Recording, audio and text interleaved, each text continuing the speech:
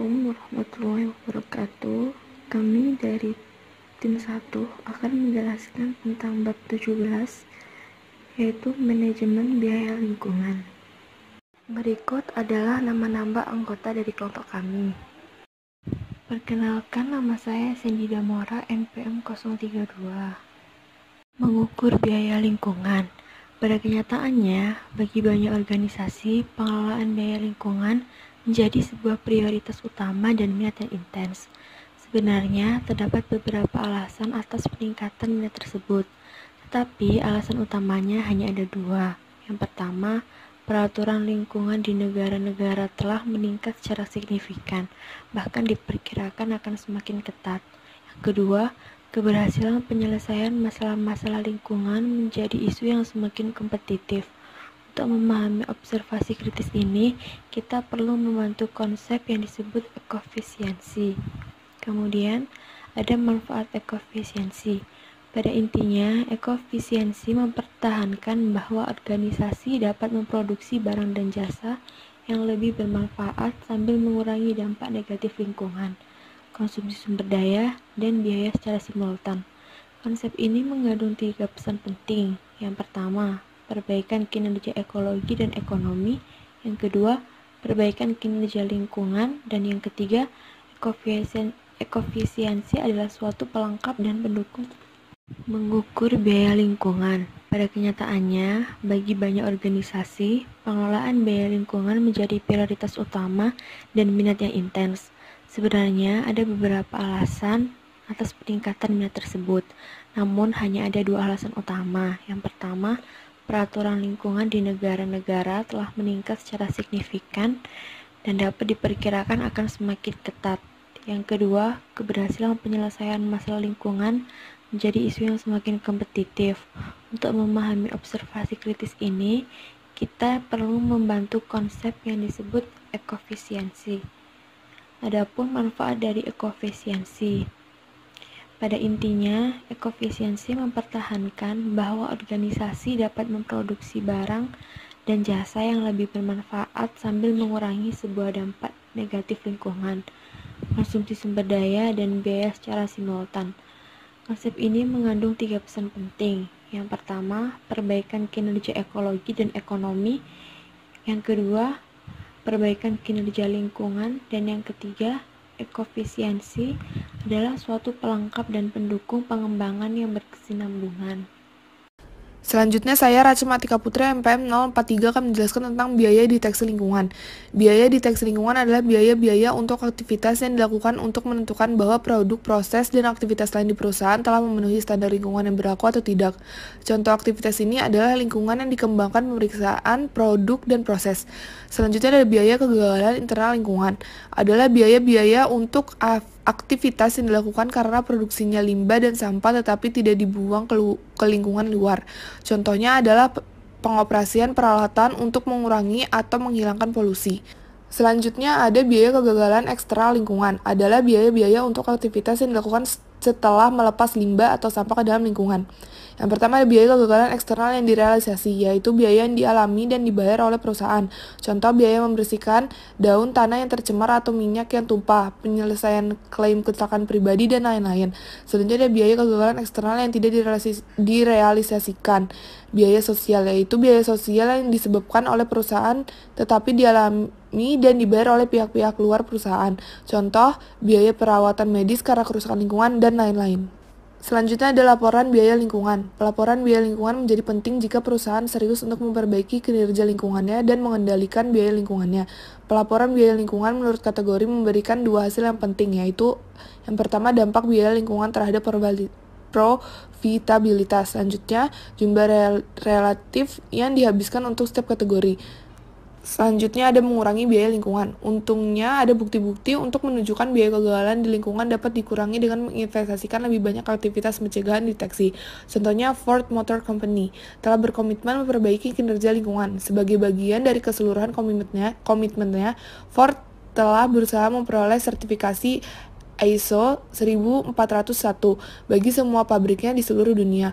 Beberapa pabriknya di Jerman dan Inggris telah menerima sertifikasi ini.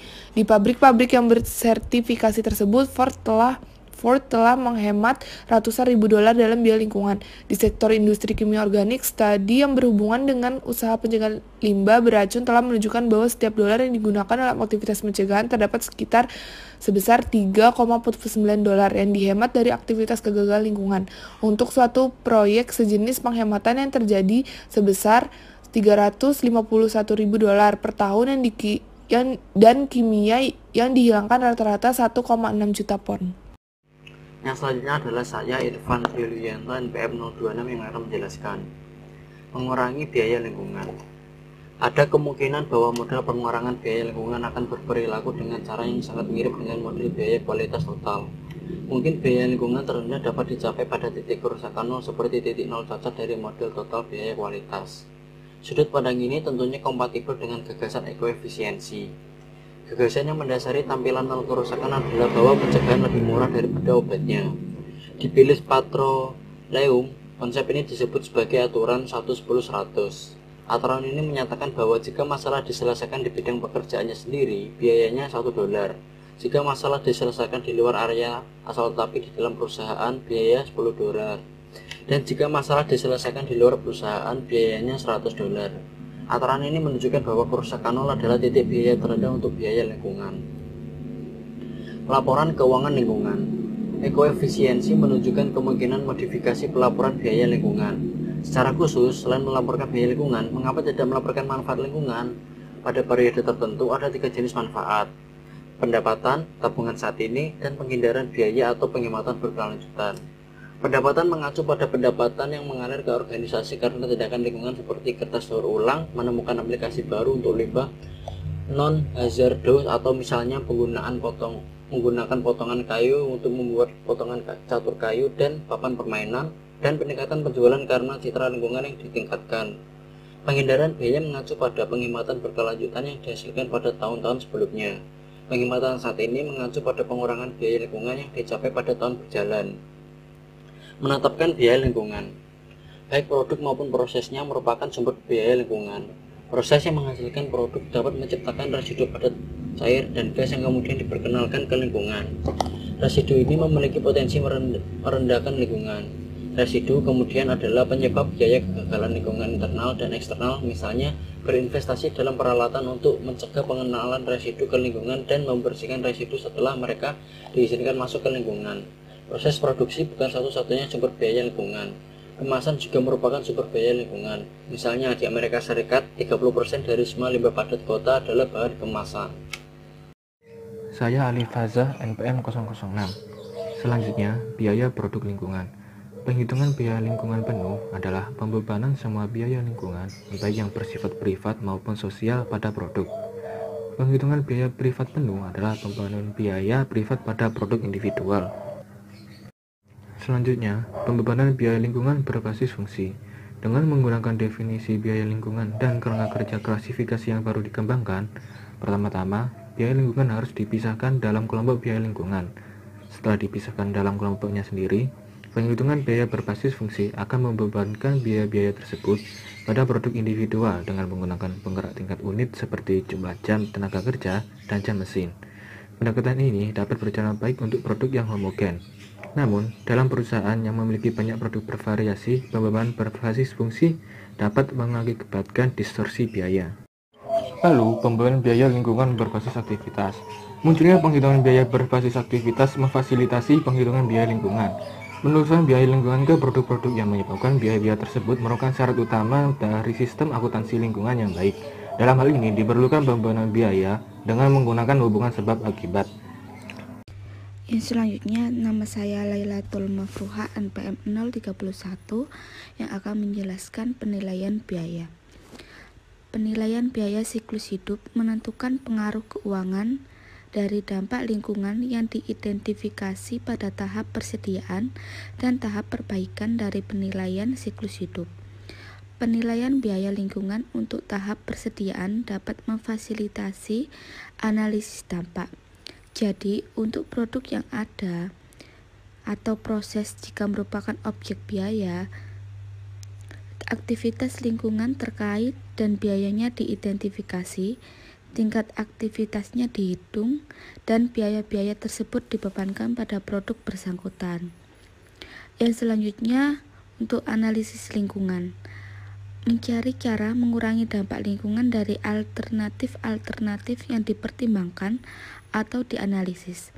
Langkah inilah yang berhubungan dengan sistem pengendalian organisasi.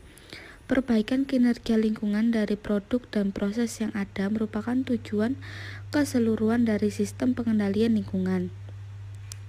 Yang selanjutnya, subbab akuntansi pertanggungjawaban lingkungan berbasis strategi. Pengendalian biaya lingkungan bergantung pada sistem akuntansi pertanggungjawaban berbasis strategi. Sistem ini memiliki dua fitur penting, yaitu komponen strategi dan komponen operasional. Komponen strategi menggunakan kerangka kerja balance scorecard. Penyesuaian untuk pengendalian lingkungan adalah penambahan perspektif kelima, yaitu perspektif lingkungan. Selanjutnya, untuk perspektif lingkungan.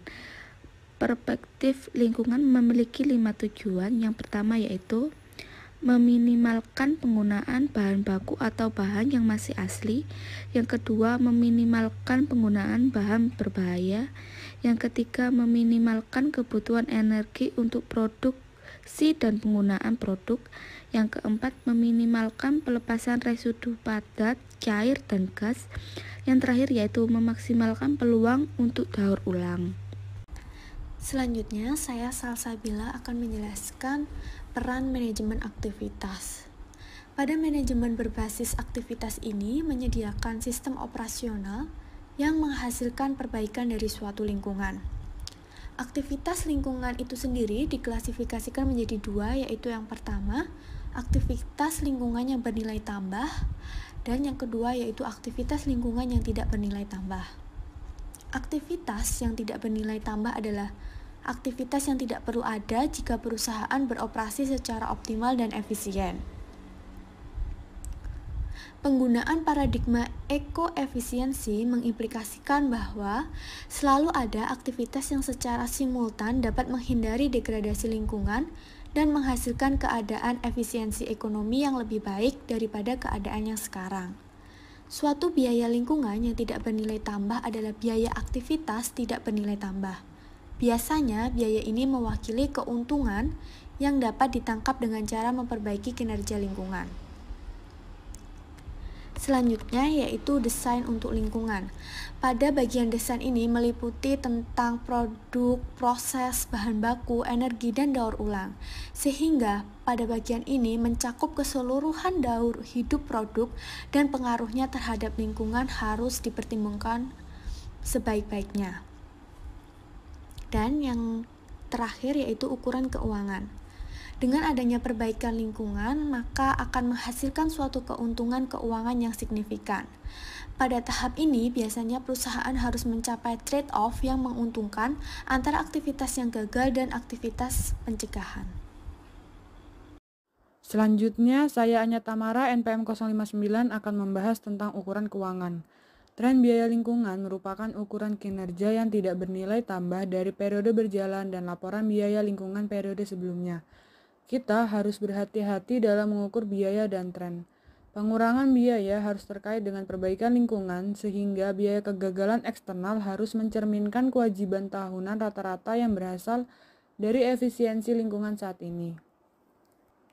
Grafik tren biaya lingkungan dianggap menarik karena menelusuri semua biaya lingkungan dan bukan hanya biaya lingkungan yang tidak bernilai tambah.